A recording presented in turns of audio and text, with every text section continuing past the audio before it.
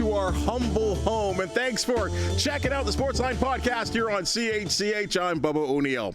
Hamilton, Holt, and Niagara athletes, executives, and broadcasters are the focus. And one of our sports teams has finished the season short of expectation, while the other is yet again on the verge of something special. Name a pro or amateur club in the nation's capital, and this fella has covered it or called play-by-play. For over 2 decades, Edmonton native AJ Jakubec has been the voice of TSN 1200. Today, we get into what the Redblacks need to do to upset the Argos in the East Semi-Final, and on a local note, what Atlético Ottawa have up their sleeves for Hamilton's Forge FC and Sunday's CPL Semi-Final. Not a lot of time, but AJ, thanks for joining us. And I'm looking forward to catching up with you, partner. Always a pleasure, Bubs. Always great chatting with you. Hey, let's talk CPL first right out of the block. I'll tell you, I can't find too many places that are not calling for an upset. Why? And I say upset as in Atlético knocking off Forge.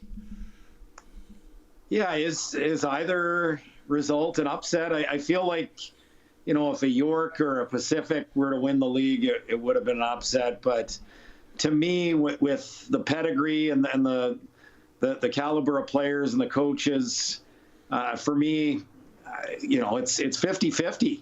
It was 50-50 when Cavalry was playing Forge last week. I feel like it's 50-50 for this game in Hamilton. And it's certainly 50-50 whoever wins going to Calgary next week. I think it's that close atop the CPL. You know, certainly Atlético Ottawa built a really strong roster in the offseason to try and challenge the likes of Cavalry and Forge, and I think they've done exactly that. They didn't finish very strong, but, you know, when you get a win in the manner that they did in their quarterfinal against York, where they're clearly the better team, but, you know, York found a way a couple of times to tie it after they took the lead, and you need penalties to advance. Sometimes that's the catalyst that a team like this might need. But, you know, on the other side, look, you know, I was calling the games in the PEI bubble in the Island Games in 2020. So I got to see Forge and Bobby Smirniotis work up close. And there's a reason that they've won 4 titles in 5 years. So it doesn't really matter to me who they put out on the pitch. They've got an identity, and they always seem to play the same way under Bobby Smirniotis. So with that group, that core that they've got, with, you know, led by Kyle Becker and Alexander Achanyati-Janssen and David Chouanier and Tristan Borges and the players that have been there, Cisse, for a while, you never count them out. And I feel like whoever scores the first goal is going to be in a real good spot. Doesn't mean that's game over, but I feel like whoever gets the jump early is going to have a real good opportunity to finish and go to Calgary. And I think that's what surprised so many about Forge's loss to Cavalry, is that they got a little loose defensively and allowed just one of the wackiest goals you would ever expect. I think one of the things that's also a fear, and Forge have been good at home for the most part all season long, is that Atlético have had some success coming into Hamilton. Yeah, they've won 3 out of 4, and I think, like, I don't think it's an advantage. I don't think there's some sort of way that they match up that just leads you to believe that they've got the advantage because they won 3 out of 4. Same with York, having won 3 out of 4 against Atlético Ottawa over the course of the season. That meant nothing when they played in the playoffs, and I think it means nothing here. The only thing that it does lead you to believe is at least Atlético Ottawa believes they can beat this Forge team. If it was the other way around, if they had struggled beating Forge and just with the pedigree that they have, then it might have been an advantage for the home side. But I honestly think you throw out what happened in the regular season out. I mean, especially the last game, Forge wasn't playing for anything. There was another game where, you know, they were coming off an emotional game in the Canadian Championship midweek and played Atleti on the weekend. So, you know, that accounts for a couple of wins. The other 2 were split. And again, you know, all the way around, I kind of feel like you throw that out and it feels like a 50-50 game on Saturday. Who's riding the hot hand for Atlético right now that Forge need to be aware of? Yeah, it's a great question. I mean, Ruben Del Campo has been consistent and very good all season long and was one goal off the race for the Golden Boot. I don't know if it's one player that's a hot hand. I think it's a roster that has had, Manny Aparicio and Amir Didic have been excellent all season long.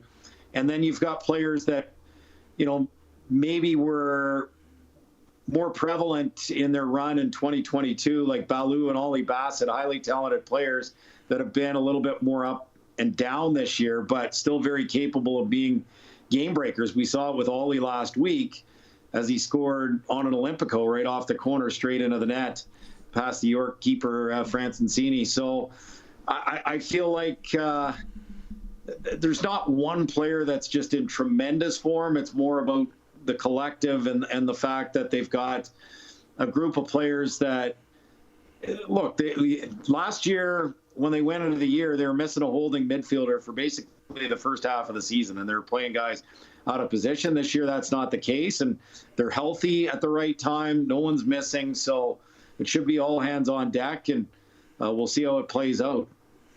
What are your thoughts, final thing on the CPL here? Because I have heard some confusion, I think, from some.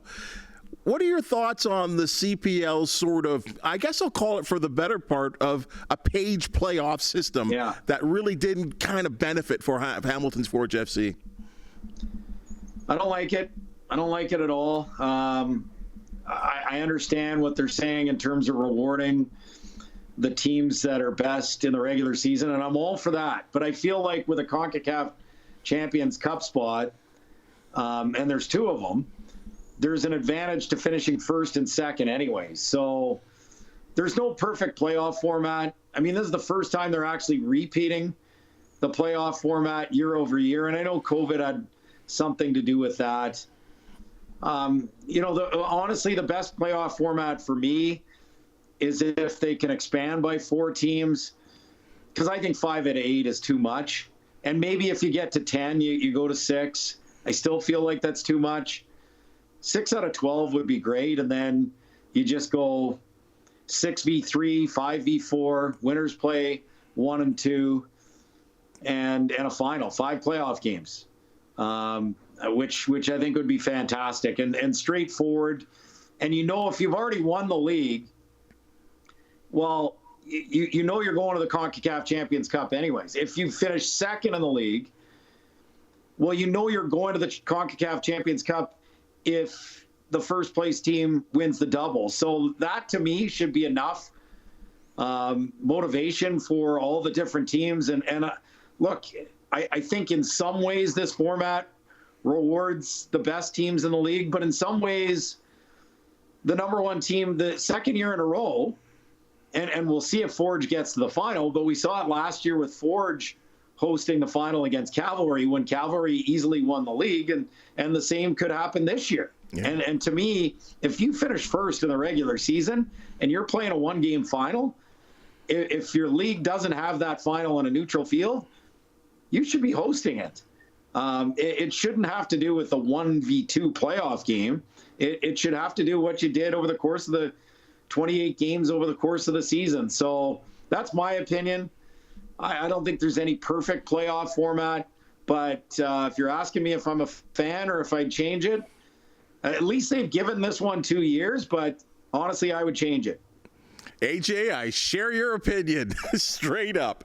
Hey, let's switch over to the Canadian Football League. And, from a Hamilton Tiger Cat standpoint, that goal line stance was unbelievable. How Ante Litre did not get into the end zone at the conclusion of that amazing game. I don't know how many lead changes there was in that game last Friday against the Tiger Cats and Redblacks. But what I will say to you, will those 3 plays, will that be enough of a kind of motivation? They looked pretty fired up when they won that game to carry over into Toronto's match for the East semi-final this weekend. Well, first off, I can tell you there are a lot more lead changes in that game than the previous 7 because there had been none in the previous 7 games. And Ottawa's 1-6 in those 7 games, and they lost all 6 of those games wire to wire. The one game they won wire to wire was when they pummeled Toronto. They were up 31-3 at the half and hung on 41-27. I do think it's important given the fact that they had lost 5 in a row. There's a reason Bob Dice played his starters right until the end.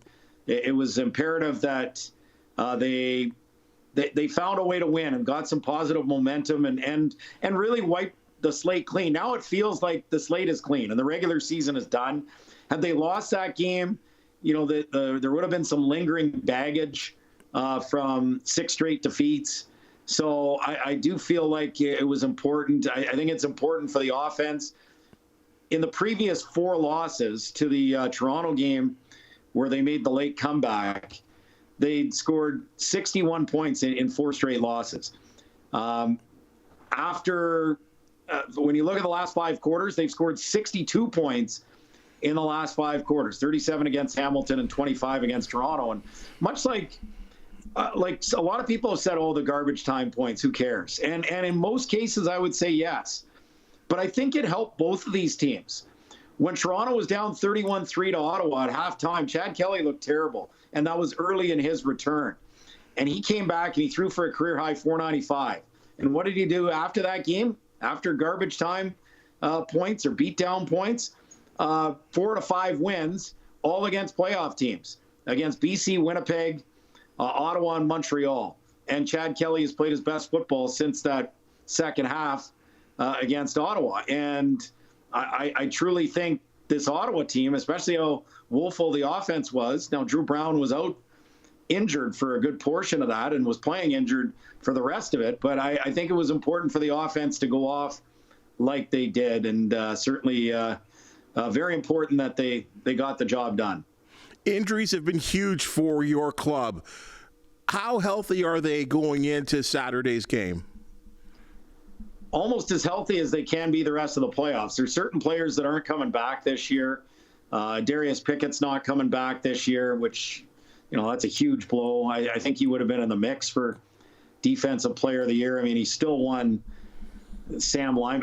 To me, it wasn't even close in terms of, and that's not to say anything about the other players at Sam, but Darius Pickett was that good that even though he missed the last third of the season, he still, I think, ran away probably with that award as the best Sam linebacker in the East. So they miss him. They miss Dino Boyd at left tackle. But and the only player that could be back between now and the Grey Cup that's a starter is Alonzo Adai at safety.